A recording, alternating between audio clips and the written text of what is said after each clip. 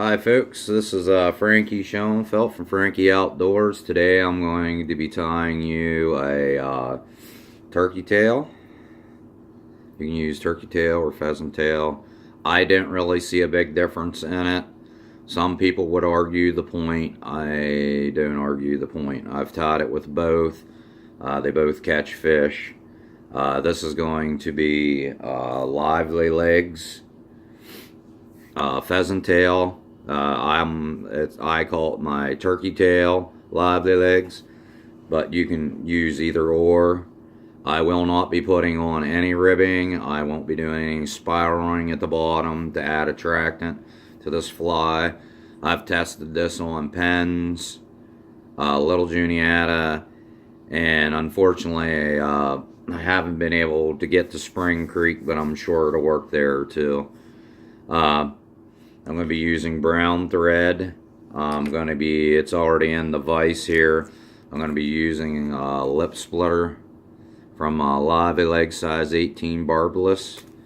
Doesn't really matter about bead either.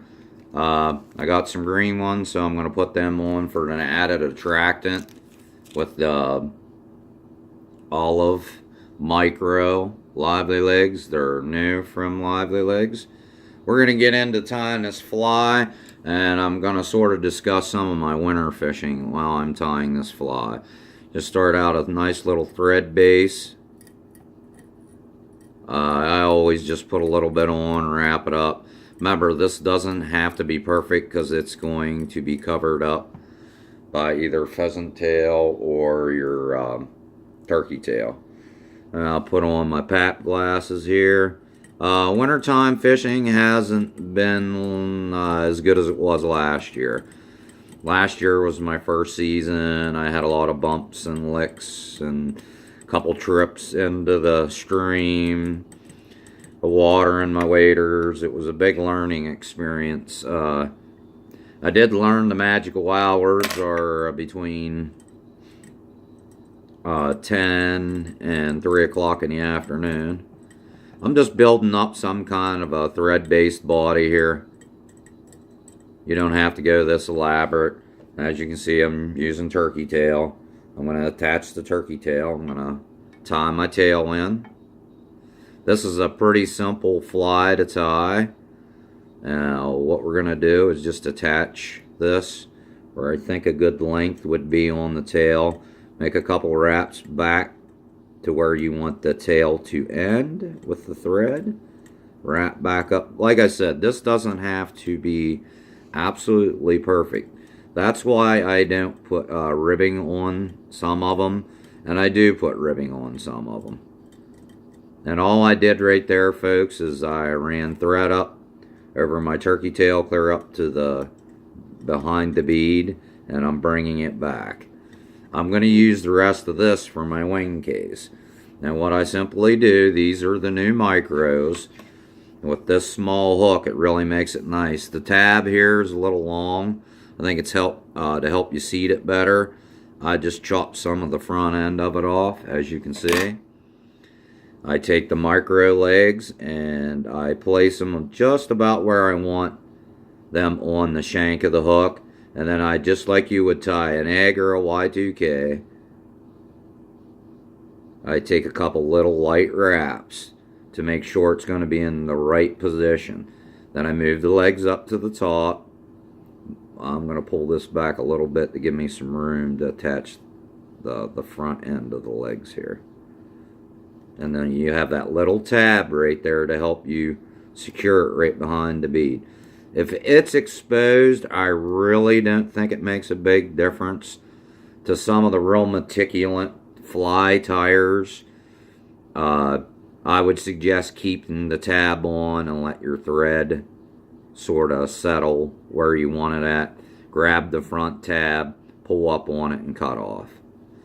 To me, I just try to tie efficient ones that catch fish. Kind of like my style of fishing.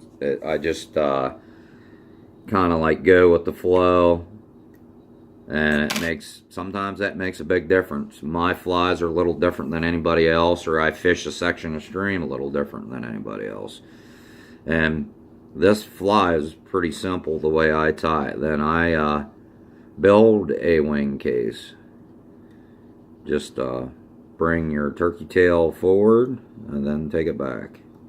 And then I take my thread and wrap it in the back behind the second set of legs. I'm sort of like building a wing case instead of just wrapping it one time. It helps make it look a little buggier, I believe. Which in winter fishing, there's not a whole lot of bug activity, so that's more or less survival of the fittest when they're all loaded up. I can get back to my winter fishing. And folks, this is pretty much all there is left of this. I trimmed the back of the wing case up. Bring my thread back up to the front bead. Wrap a few times, and then I take my whip finisher. Like I said, the ribbing in the back, to me, it doesn't make a big difference. To other fly tires, it might make the biggest difference. You tie what makes you feel confident. I experimented with these, tying them this way, so I could get them on smaller hooks, and they produce. They catch fish for me all the time. And that's a pretty simple tie. To an experienced tire, which I'm not, you could have that knocked out in a matter of probably, they call them 2-minute flies. That's one you could add to the list of 2-minute flies. I've only been tying flies since July. We're heading into mid-February now. So, getting a call while I'm trying to videotape. Well, anyhow, I wanted to show you the micro legs. I wanted to show you how I set them on. Some of the questions I get is, what about your wing case? Obviously, the fish have teeth. They're going to tear it up. If it tears it up enough where you're not catching fish, don't be concerned about it. Take it off your line, put it in your fly box, get another one out that you tied, and then continue to fish. When I get home, I remember that, so I take them out and set them to the side or set them on close to my vise, so if I'm retying at some point, I'm like, oh, I got to put a wing case back on that because it got all beat up. I think that's all the questions that I had about why I just use the pheasant tail or turkey tail for the whole fly. It just goes quicker. There's not a lot of steps to it. And honestly, it's just as effective of putting your own separate wing case on. I don't put dubbing on. I did put dubbing on to make it look a little meatier underneath the wing case. And honestly, it didn't make a difference. So I just started tying them with pheasant tail or turkey tail. Like I said, it looks like a bug, and I think the bead, the tail, the silhouette of it is sort of the biggest attraction for it. Knowing the water and knowing where the fish lay is very important any time of the year. My winter fishing's been up and down and up and down and up. A lot more downs than up.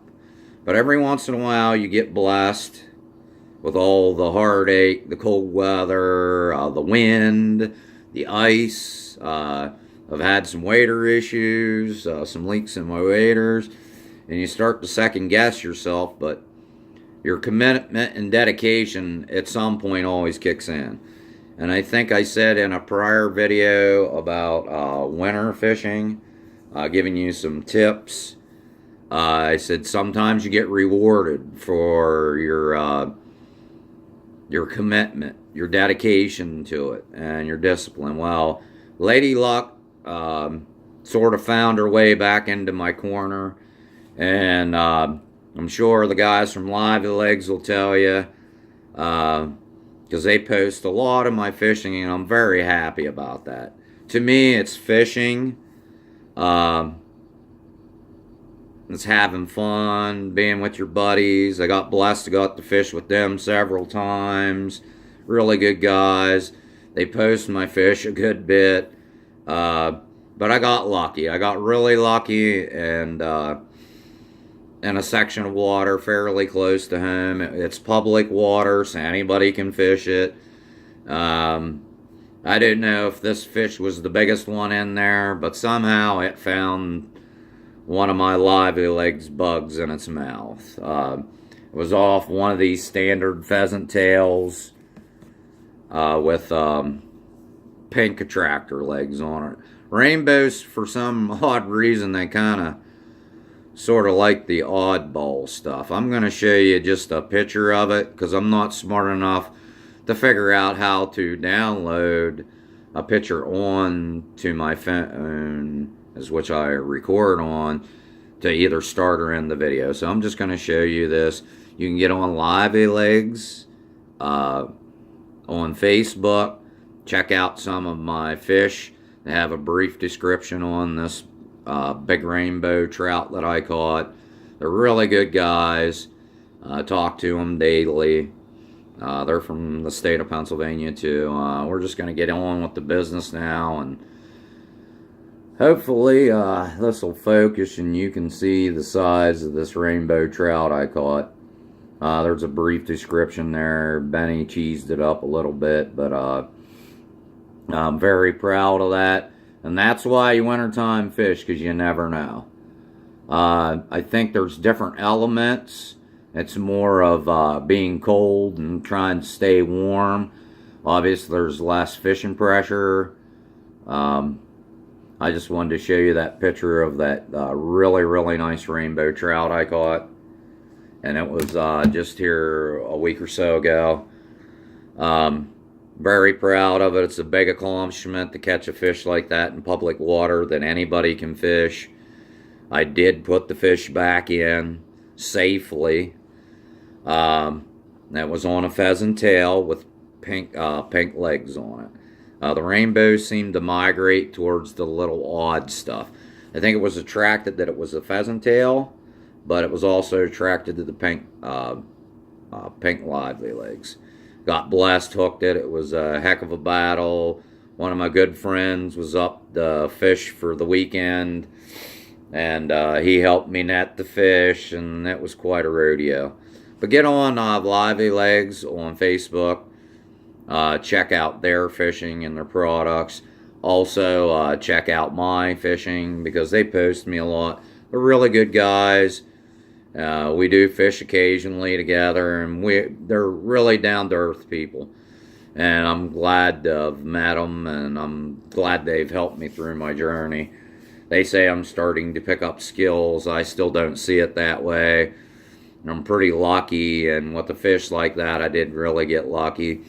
Please get on their Facebook page, like them, whatever you do on there. Maybe leave a comment that maybe you've seen this on my video on YouTube. Really good guys. Can't say enough. They post, like I said, a pile of my fishing pictures. They have a fair amount of my winter fishing pictures too. Like I said, it's been either small fish. The day prior to this, I got to fish with Benny and Big Shrive. We had a good time. I didn't catch a whole lot of fish, but I had a good time helping take pictures, and I didn't get to fish with a lot of people a lot of times, so it was a nice experience getting to fish with those guys. But check them out on their Facebook page, like them, whatever you do. Join in with them.